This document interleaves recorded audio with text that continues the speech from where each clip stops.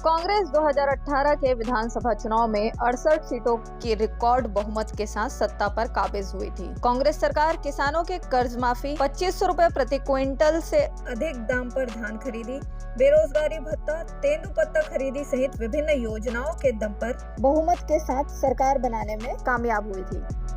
कांग्रेस के तमाम बड़े नेता 90 में से 75 से अधिक सीटों पर जीतने का दावा करते रहे। कांग्रेस के मंशा के विरुद्ध चुनाव परिणाम आया। भाजपा 54 सीट जीतकर सरकार बना रही है।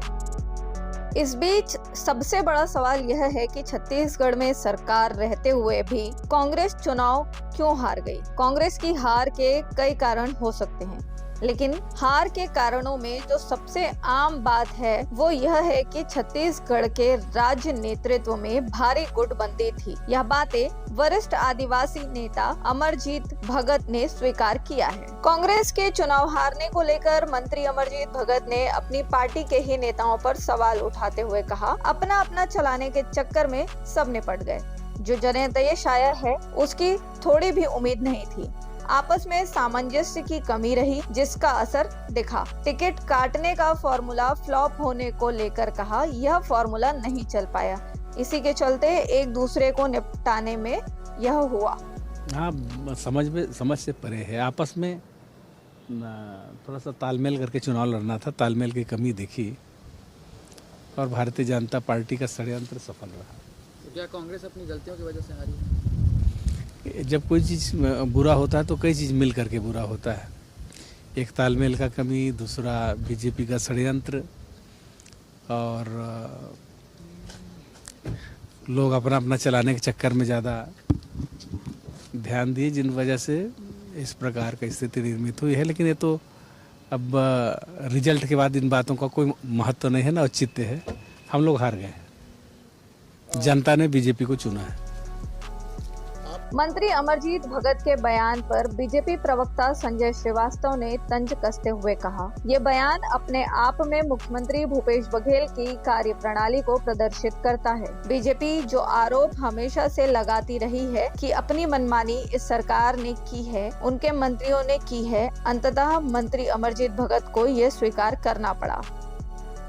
पूर्व मंत्री अमरजीत भगत जी का ये बयान और ये स्वीकारोक्ति जो उनकी है, ये अपने आप में भूपेश बघेल की कार्यप्रणाली को प्रदर्शित करता है। जो आरोप बीजेपी हमेशा से लगाती रही कि अपनी मनमानी सरकार ने की है, उनके मंत्रियों ने की है, अंततः अमरजीत भगत जो पूर्व मंत्री है उनको इस बात को स्वीकार करना पड़ा।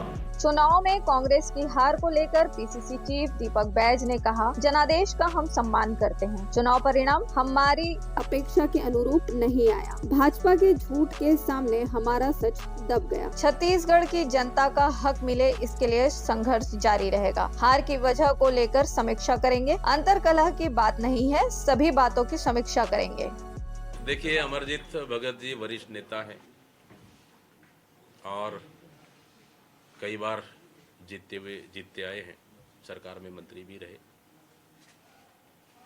कोई भी बात है, हम लोग पार्टी की बात है, पार्टी में बोलने के लिए, पार्टी में बात रखने के लिए हम लोग सबको अवसर देंगे और इन सब मुद्दों को हम लोग पार्टी के भीतर रखकर हम लोग इसको चर्चा करेंगे। वहीं कांग्रेस की हार और भविष्य को लेकर पूर्व मुख्यमंत्री डॉक्टर रमन सिंह का कहना है कि कांग्रेस को अनुमान लगाने में चूक हुई है। कांग्रेस ने जिस प्रकार 5 साल सरकार चलाया है, उनकी जिस प्रकार से सरकार रही है, वह कांग्रेस को जाना ही था। जनता ने पूरे छत्तीसगढ़ में यह सरकार के खिलाफ वोट के द्वारा अपना आक्रोश प्रकट किया है, उनके कार्य प्रकृति का आक्रोश प्रकट किया है, उनके तानाशाही, उनके घमंड के प्रति विरोध प्रकट किया है। पूरी तरीके से कांग्रेस को छत्तीसगढ़ से नकार दिया है।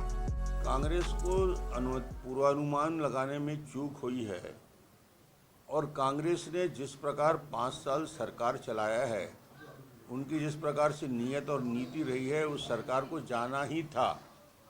जनता ने पूरे छत्तीसगढ़ में इस सरकार के खिलाफ वोटों के द्वारा अपना आक्रोश को प्रकट किया है, इनके कार्य पद्धति पे आक्रोश प्रकट किया है, इनके तानाशाही, इनके घमंड के प्रति विरोध प्रकट किया है और पूरी तरीके से कांग्रेस को छत्तीसगढ़ में नकार के दी। बहरहाल कांग्रेस पार्टी अपनी हार की समीक्षा करने जा रही है। अब देखना होगा कि कांग्रेस अपनी हार के लिए प्रमुख रूप से किसे जिम्मेदार मानती है और उसे दूर करने किस तरह ठोस कदम उठाती है। लोकमत के लिए छत्तीसगढ़ से स्वाति कौशिक की रिपोर्ट।